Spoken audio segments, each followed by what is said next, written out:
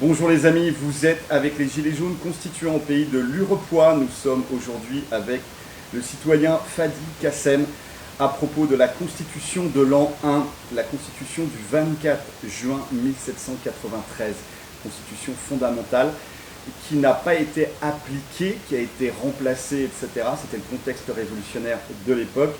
Nous sommes avec Fadi Kassem. Bonjour citoyen. Bonjour citoyen et bonjour à tous les citoyens et travailleurs de ce pays.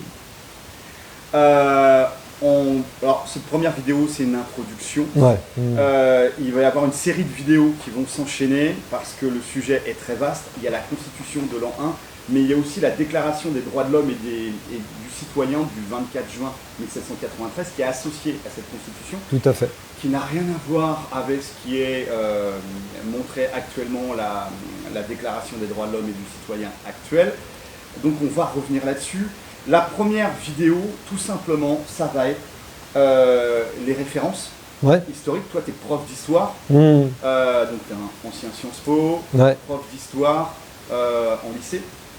Au collège cette année, mais j'ai fait du lycée, voilà, et puis je donne encore des cours à des élèves qui tentent des concours et justement qui essayent de maîtriser les programmes du lycée, notamment en première, parce que maintenant c'est en première qu'on voit la Révolution. Donc ça, ce sont des choses qu'ils voient rarement d'ailleurs, si ce n'est pas du tout. Alors, dans cette vidéo-là, on va donc parler des références historiques. Où est-ce qu'on peut aller chercher de l'information pour aller plus loin, soit sur YouTube, soit dans des bouquins. Donc, on va faire le tour de ça. On va aussi donner le contexte historique de cette constitution de 1793, de l'an 1. Et puis, on va vous donner aussi le plan des vidéos. Donc, il s'agit de la première vidéo. Il y aura une seconde vidéo sur la déclaration des droits de l'homme et du citoyen qui est associée à cette constitution, avec 3 points forts, l'égalité, la propriété et les droits et pouvoirs du peuple. Ouais, exactement. L'article 35 qui est assez connu au niveau de l'insurrection. Donc ça sera la seconde vidéo qui viendra un petit peu plus tard dans la soirée. Il va y avoir une troisième vidéo. C'est le pouvoir législatif et la citoyenneté, le pouvoir de faire la loi. Il y aura une quatrième vidéo, l'exercice du pouvoir, entre la balance entre le national et le local, la répartition du pouvoir. Il y aura une cinquième vidéo sur la justice, justice criminelle, justice civile, avec ces arbitres publics élus. Donc ça, c'est des choses très intéressantes, inspirantes. Tout ça, c'est de la matière première. Donc le live, voilà, c'est un live Facebook, mais derrière il sera balancé sur YouTube et nous, ça nous servira aussi en tant que constituants, bien sûr, pour travailler. Et puis la sixième vidéo, ça sera les applications en temps de paix et en temps de guerre de cette constitution de l'an 1. Et puis voilà, on aura fait le tour avec un prof d'histoire qui nous aura donné tout son après-midi, parce que tout ça, ça se prépare, bien sûr, sur la constitution de l'an 1. Alors, on va juste enchaîner. La constitution de l'an 1, le contexte historique de l'époque, est-ce que tu peux nous en parler? Ouais. Bah déjà, c'est la constitution de l'an 1 de la République, il faut le rappeler. La République est la première République. Elle est créée, elle est proclamée le 21 septembre 1792. Puis elle est créée vraiment le lendemain, et elle est proclamée au lendemain de la victoire de Valmy. La victoire de Valmy du 20 septembre 1792, il y a une bataille. Et la bataille à l'époque oppose, c'est simple, la France au reste de l'Europe. Il y a des monarchies absolues, à commencer par l'Autriche. Et l'enjeu est simple, c'est la survie de la Révolution. Il faut savoir que c'est la France qui a déclaré la guerre. C'est Louis XVI qui a déclaré la guerre parce que lui, il souhaite perdre la guerre pour pouvoir écraser la Révolution. Donc on voit bien que l'enjeu, c'est la survie de la Révolution. Et il se trouve que pendant 5 mois à peu près, la France ne fait que perdre. Au début septembre, il y a encore des défaites, notamment à Verdun. Les Prussiens, les grands alliés et grands copains des Autrichiens prennent Verdun. Et il y a la panique. Et finalement, il y a la victoire de Valmy. On va passer sur les raisons, pourquoi Valmy, etc. Mais ce qui est important, c'est de bien comprendre qu'à partir de là, on rentre dans une logique où il y a un nouveau régime, la République, la première République qui se met en place. Et dans un premier temps, cette République est dominée par les Girondins, ce qu'on appelle les Girondins. Alors, c'est qui les Girondins? Il y a le Marais, il y a les Montagnards. Ouais. C'est qui? Bon, c'est un groupe politique, les Girondins, qu'on peut qualifier de droite aujourd'hui. À l'époque, ce sont des types qui défendent une république plutôt modérée, un compromis pour mettre fin à la guerre avec les autres puissances, alors que ce sont les Girondins qui, au demeurant, ont soutenu la déclaration de guerre qu'avait énoncé Louis XVI. Hein. Les Girondins voulaient faire la guerre, puis une fois dedans, ah bah ouais, il y a trop de sang, il y a trop de machin, bah ouais, c'est la guerre. Hein. Et puis, dans le fond, ils ont peur pour leurs intérêts. Pour eux, la guerre était une guerre avec double objectif. D'abord, étendre la révolution, les idéaux, et puis en même temps, écoutez, une guerre d'expansion, c'est une guerre d'enrichissement. Et les Girondins sont des propriétaires. C'est des bourgeois libéraux? Oui, et puis alors d'autant plus que leur devise, je le signale parce que vous connaissez la devise bien sûr de la Révolution, de la République, liberté, égalité, fraternité. Mais sauf qu'à un moment, les Girondins l'avaient remplacée avaient plutôt énoncé cette devise, liberté, égalité, propriété. Pour les Girondins, la propriété est beaucoup plus importante que la fraternité. Donc ouais, ce sont des propriétaires, des bourgeois libéraux, et qui vont s'inquiéter de voir ce qu'on appellerait la radicalisation de la Révolution. Je signale que, de fait, la devise de la Première République, la devise complète est celle-ci, unité et indivisibilité de la nation, liberté, égalité, fraternité ou la mort. Et les Girondins, ils n'aiment pas trop le ou la mort. Et pourtant, ce sont eux qui ont déclaré la guerre. Et puis, ils veulent tout simplement protéger leurs intérêts matériels. Sauf qu'il y a la pression de ceux qui considèrent comme étant des dangereux, des démagogues, à savoir à la fois sur le plan politique les montagnards qui sont beaucoup inspirés par le club des Jacobins, on va en reparler, et puis les sans-culottes, le petit peuple de Paris, les petits artisans, les petits bouchers, boulangers de l'époque, les pauvres, hein, les classes populaires, ça fait peur aux Girondins. Mais sauf que voilà, les Girondins sont sous pression parce qu'ils sont incapables de stopper les invasions étrangères, et on voit qu'ils sont prêts à négocier tant que ça sauvegarde leurs intérêts de classe, hein, disons-le clairement. Et pendant ce temps-là, le petit peuple a faim, il a très faim. C'est pas nouveau, hein, il avait déjà faim avant la Révolution, et puis ça continue, parce que les Girondins sont des libéraux, donc ils laissent faire ce qu'on appelle la main invisible, tu vois, le marché. Alors là, ça nous amène sur le libéralisme, Ouais. Smith, etc. Ouais. L'égoïsme du boucher, du boulanger et du brasseur, Ouais. qui font que le système marche. Ça, c'est sa vision d'Adam Smith. Est-ce qu'on est bon là-dessus? C'est celle des Girondins. C'est celle des Girondins. Ouais, c'est celle des Girondins. On n'est pas du tout sur le bien commun. Non, pas du tout. D'ailleurs, quand tu remplaces propriété par fraternité, ou plutôt fraternité par propriété, pardon, c'est que voilà, tu distingues l'aspect bien commun de l'aspect très égoïste. La propriété, c'est ça. Alors, on ne parle pas de la propriété de sa maison. Non. On parle de la grosse propriété. Ah oui, et puis de l'esclavage, hein, il faut le rappeler, parce qu'il y avait des propriétaires d'esclaves parmi ces Girondins. Je le dis d'autant plus que finalement, le problème, c'est que les Girondins vont se heurter à la décision du peuple, à la souveraineté populaire, puisque le 2 juin 1793, à vrai dire, ça avait commencé dès le 29 mai, mais le 2 juin 1793, 80 000, je dis bien 80 000 personnes, des sans-culottes et des membres de la garde nationale qui amènent des canons devant la Convention nationale, c'était le nom de l'Assemblée nationale de l'époque, vont réclamer l'arrestation des députés girondins en les accusant d'être des traîtres à la patrie, des modérés, des gens qui ne veulent pas sauver la Révolution et qui sont prêts à tous les compromis pour sauver leurs intérêts matériels. Ces Girondins, ils sont fédéralistes? Oui, ils sont fédéralistes, comprenons bien ce qu'on entend par là. Il y a souvent une erreur qui est commise. L'erreur qui est commise, c'est de croire que le jacobinisme, nous en reparlerons tout à l'heure avec les pouvoirs justement, que le jacobinisme est hostile à la liberté des communes, etc. C'est pas du tout vrai. Ce que veulent les jacobins, c'est un cadre unitaire et indivisible au niveau national pour permettre l'épanouissement des libertés au niveau communal. Les Girondins, eux, sont des fédéralistes. Ils veulent une république, si tant est que ce soit une république. Eux, ce qu'ils veulent, en fait, en réalité, ce sont des baronnies. Des baronnies qui ressemblent un peu à l'aspect médiéval, où des petits potentats locaux, des petits chefs locaux, vont pouvoir imposer leur pouvoir tranquillement et être de fait en sécession avec la Révolution, avec la République. On l'a actuellement, ça, avec les présidents de région. Oui. Je signale d'ailleurs qu'il y a 2 semaines, en tombant par hasard sur un numéro de Challenge, ou la semaine dernière, je crois que c'était il y a 2 semaines, il y avait un titre qui était frappant. Les provinces contre Paris, Girondins et Jacobins. Et alors le plus marrant, c'est que Challenge assimilait le jacobinisme à Macron, alors que Macron promeut le pacte girondin et est tout sauf républicain. La réalité, c'est que le girondinisme, dénoncé à l'époque et à raison, ça conduit à l'échec de l'unité indispensable pour sauver la révolution et la souveraineté populaire face aux ennemis qui ne souhaitent qu'une chose, araser, détruire les conquêtes populaires et la révolution. Alors, on est en 1793. Ouais. La guerre est déclarée par Louis XVI aux Autrichiens, puis par effet de domino aux Anglais, aux Prussiens, etc. Soutenu par les Girondins, donc une partie de l'Assemblée. En face, il y a le Marais et les Montagnards.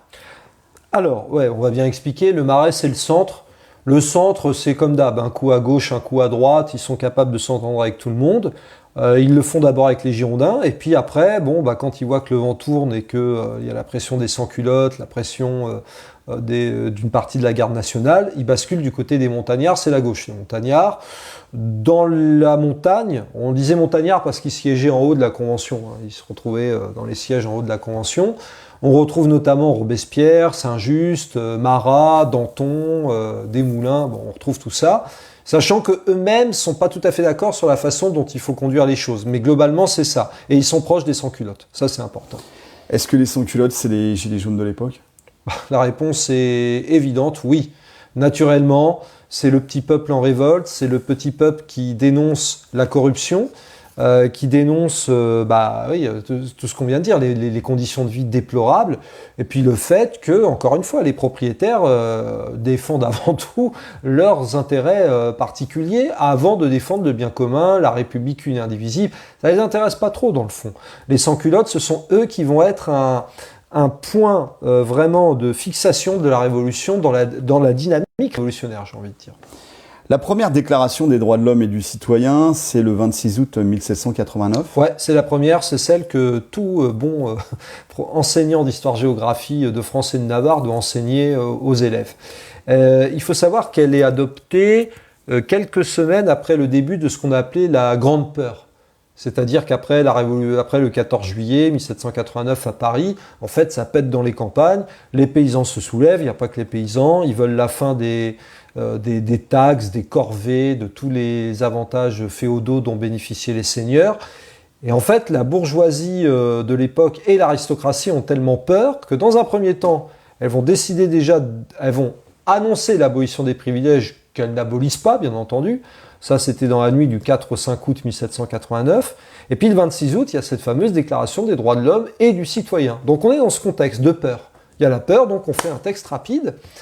Mais comme ce sont des gens qui ont une conscience de leurs intérêts de classe, de leurs intérêts matériels, cette déclaration des droits de l'homme et du citoyen, elle va incorporer un article. Il faut savoir qu'il y a 17 articles, et on ne parle jamais de l'article 17. Et cet article 17, ça incorpore les intérêts matériels de l'aristocratie, de la bourgeoisie de l'époque, puisque l'article 17 dit la chose suivante: la propriété étant un droit inviolable et sacré, nul ne peut en être privé.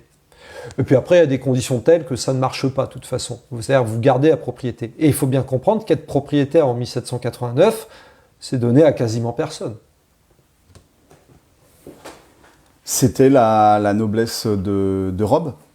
Notamment, pas seulement. Il y avait aussi quand même des aristocrates qui avaient peur, etc. Mais la noblesse de robe a acquis de la propriété, notamment grâce au commerce, à la finance du XVIIe, du XVIIIe siècle, surtout le XVIIIe siècle, le commerce triangulaire, l'esclavagisme, etc. Ça avait permis de s'enrichir et d'acheter des hôtels particuliers. Par exemple, vous avez la dynastie Bonafé à Bordeaux, qui est assez connue. Voilà. La première constitution, c'est septembre 1791. Ouais, c'est la première. Alors à cette époque-là, c'est encore une monarchie, donc c'est une monarchie constitutionnelle. Elle peut se mettre en place parce que le roi a été arrêté 3 mois avant à Varennes, il tentait de fuir, il voulait pas de la révolution. Bon, voilà. Et finalement, il est contraint d'accepter. C'est une monarchie de compromis. C'est une constitution de compromis où le roi a le pouvoir exécutif, il a un droit de veto. C'est ça qui énervera beaucoup les sans-culottes, c'est qu'il utilisera toujours son droit de veto, notamment pour contrecarrer les plans de l'armée française. Donc pour l'empêcher de bien se battre contre l'Autriche, etc. Et le pouvoir est donc partagé avec un roi qui ne veut pas partager de pouvoir. C'est ça le problème. Alors, Robespierre a eu une phrase très forte par rapport au roi. Est-ce qu'on peut la citer ? Alors, pour bien l'expliquer, le roi, une fois que la République est proclamée, la question qui se pose, c'est qu'est-ce qu'on fait du roi ? Il ne peut pas avoir de roi en République, c'est pas possible.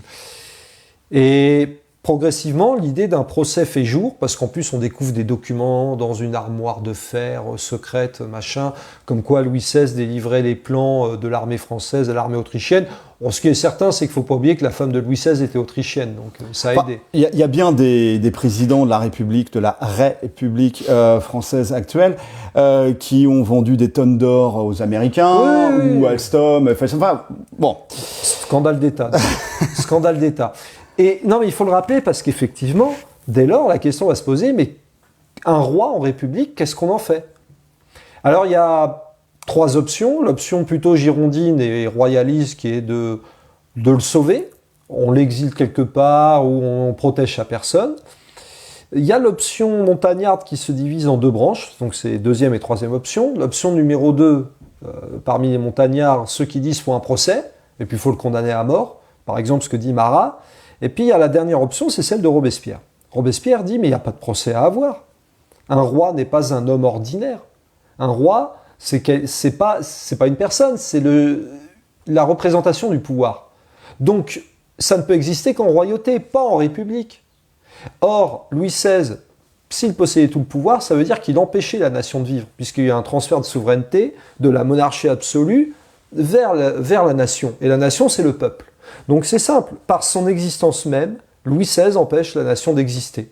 Et c'est pour ça qu'il conclut avec cette célèbre formule du 2 décembre 1792, il fait un discours, et il dit très clairement, Louis doit mourir parce qu'il faut que la patrie vive. Si Louis existe, la patrie ne peut pas exister. Voilà. Alors on pourrait faire des analogies avec la situation actuelle par rapport à la puissance de la finance. La finance doit mourir pour que le peuple, la nation puisse vivre. Parce qu'on voit bien que l'oligarchie financière et bancaire, c'est ceux qui sont derrière Big Pharma, c'est ceux qui sont derrière toutes ces lois injustes, ignobles, qui sont votées par des députés godillots au milieu de la nuit, etc. Sachant qu'il y a une bonne partie des députés de la pseudo-opposition qui n'étaient même pas là pour faire barrage. Enfin bref, on a les listes, puisque tout ça c'est à jour sur le site de l'Assemblée nationale. Donc c'est ça qui est intéressant en fait avec un prof d'histoire, c'est de pouvoir faire les comparaisons avec la situation actuelle, en remplaçant l'aristocratie et Louis XVI par le pouvoir de la banque. On en revient au terme central de souveraineté. Dans le fond, il faut bien comprendre une chose. Il me semble, là c'est le professeur qui parle et à travers une réflexion sur l'histoire, à vrai dire les possédants, les propriétaires n'ont jamais accepté le transfert de souveraineté vers le peuple. Ils n'ont pas eu le choix en 1792-93, mais ils n'ont jamais accepté. Et donc, à n'importe quel moment, quand ils peuvent reprendre possession de cette souveraineté, ils le font. Que ce soit à la fin du XVIIIe siècle ou aujourd'hui. Ils n'hésitent pas à le faire. Et ils ont tous les moyens. Tu parlais des banques, tu parlais des grandes multinationales, on peut rajouter l'Union européenne, etc. Enfin, tout ce qui permet d'arracher les moindres conquêtes démocratiques, sociales au peuple qui a dû faire la révolution pour cela, ce sera fait. Voilà, ce sera fait. Le roi est exécuté en janvier 1780. Le 21 janvier, ouais. Une fois qu'il est exécuté, une page est tournée. Alors plus ou moins, parce qu'il va avoir la guerre, etc. Mais ce qui est certain, c'est que à ce moment-là, il n'y a pas encore de constitution pour la République, puisqu'on est sur la constitution qui existait avant la République, 1 an avant. Donc il en faut créer une. Et là, il y a des conflits, il y a des tensions entre les Girondins, justement, et les montagnards qui sont beaucoup inspirés des idées du club des Jacobins. Et bon, les Girondins, comme je l'ai dit tout à l'heure, eux, ce qui les intéresse davantage, ce sont leurs intérêts matériels, la propriété, etc. Bon, la Constitution qui va être adoptée le 24 juin 1793, la date est importante parce que c'est 3 semaines après la chute des Girondins dont on a parlé tout à l'heure. Donc elle sera beaucoup plus d'inspiration montagnarde. Et de fait, c'est la Constitution, et avec la Déclaration des droits de l'homme et du citoyen qui va avec, c'est la Constitution la plus démocratique de l'histoire de France jusqu'à présent. Il n'y en a pas eu de plus démocratique. Et la plus tournée vers les communes, le pouvoir des communes? Ah bah, en tout cas, il y a clairement une référence, on verra dans les différents articles, il y a une référence importante au pouvoir communal, et que par ailleurs, comme elle est d'inspiration jacobine, j'insiste dessus, en fait, je citerai quelques extraits de discours de Robespierre qui montrent bien que les Jacobins, ce qu'ils souhaitent, c'est rendre complémentaires, tout en distinguant bien les compétences qui doivent revenir aux communes, aux compétences qui doivent revenir au cadre unitaire national. Et on va voir ça dans les vidéos suivantes, article par article, etc. Donc, écoutez les amis, j'espère que déjà ça vous a mis l'eau à la bouche, parce qu'il y a quand même beaucoup de ressemblances et de concordances avec la situation actuelle. Chacun sera libre de mettre qui voudra à la place de Louis XVI. On va passer aux références, parce que tu es un prof d'histoire, et forcément les profs d'histoire, ils ont masse de références. Alors, on va commencer par les références vidéo. Sur YouTube, est-ce que tu as des vidéos à nous conseiller? Ouais, alors, YouTube, sur la Révolution, en fait, on peut voir le problème de deux manières, me semble-t-il.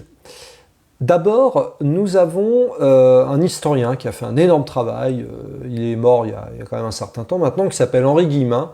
Je le signale d'autant plus parce qu'aujourd'hui, il existe justement une association des amis d'Henri Guillemin. Il m'arrive je suis en correspondance avec eux et on fait justement parfois des conférences, des vidéos par rapport à ça. Henri Guillemin, Guillemin, c'est quelqu'un qui a fait d'excellentes vidéos, notamment sur Robespierre, sur Danton aussi, qui montre très bien la différence, sur Jaurès, sur Napoléon. Moi, je conseille d'écouter notamment les vidéos sur Robespierre de Guillemin parce qu'il explique parfaitement que Robespierre était... c'est pas le seul, il y a Saint-Just, il y en a d'autres. Mais Robespierre, celui qui incarne la Révolution, c'est ce que disait Jaurès. À un moment donné, à l'été 1793, c'est lui qui incarne pleinement la Révolution.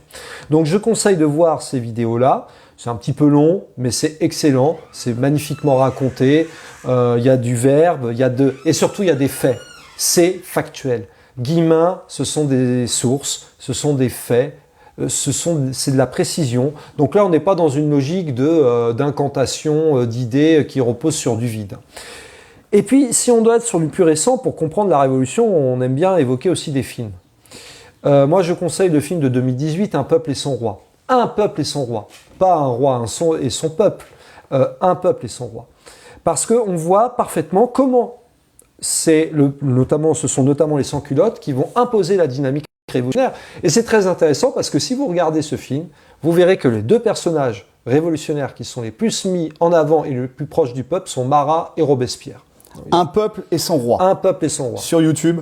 Je sais pas, mais tu retrouves sur streaming sans problème. Il y a moyen. Franchement, alors là, aucun problème, je montre en classe, il n'y a pas de souci. Bon. Et puis, au-delà, effectivement, il y a de la bibliographie, il y a beaucoup d'ouvrages. Il faut que les auditeurs soient conscients, ceux qui vont visionner la vidéo, qu'il y a des débats entre historiens. Et que depuis quelques années, on assiste à un spectaculaire retournement dans l'université française, au moins sur ce thème-là. C'est-à-dire que désormais, il y a une vraie réhabilitation de Robespierre. Pendant longtemps, c'était le guillotineur fou, le sanguinaire, le machin, les jacobins qui comprennent rien au peuple. Bon, ça, c'est encore dit par les médias et par les politiques qui ont peur. Mais la plupart des historiens, aujourd'hui, démontrent, en fait, ce que je vais dire. Ce que je vais dire, ce que j'ai déjà dit, ils les démontrent parfaitement, bien mieux que moi, ça, il n'y a pas photo parce que c'est leur travail. Mais si je dois proposer quelques livres qui parlent à la fois de Robespierre et puis de manière générale, plus globalement de la Révolution.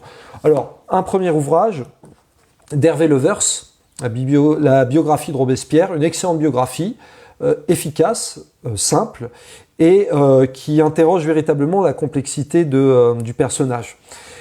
Un ouvrage qui me semble encore plus intéressant parce qu'il permet d'aborder Robespierre par thème, c'est-à-dire Robespierre et les droits de l'homme, Robespierre et la question sociale, Robespierre et la peine de mort, Robespierre et la guerre, ce genre de choses. Robespierre, portrait croisé. Les auteurs sont Michel Biard et Philippe Bourdin, ce sont des noms que vous pouvez retrouver, mais Robespierre, portrait croisé, c'est une excellente approche pour bien comprendre. Je tombe sur Robespierre et la question coloniale. Vous voyez, donc ça permet de tout aborder. Une autre référence d'un historien qui est vraiment très connu dans du milieu universitaire, et je pense que le titre résume parfaitement le problème. Jean-Clément Martin, c'est le nom de l'historien, Robespierre, la fabrication d'un monstre. On a fabriqué un monstre. Quand je dis on a, ce sont ses contemporains ennemis et puis tous les pseudo-historiens qui ont peur. Qui ont peur parce que, encore une fois, hein, on verra à travers les articles de la Constitution, les articles de la Déclaration des droits de l'homme et du citoyen, qui s'inspirent beaucoup de Robespierre, de la pensée de Robespierre, et pas que de lui, hein, mais notamment de lui, et ben on verra que c'est la souveraineté populaire qui est en jeu. Bon, bah écoute, là déjà, on a une bonne introduction sur les prochaines vidéos qui vont arriver.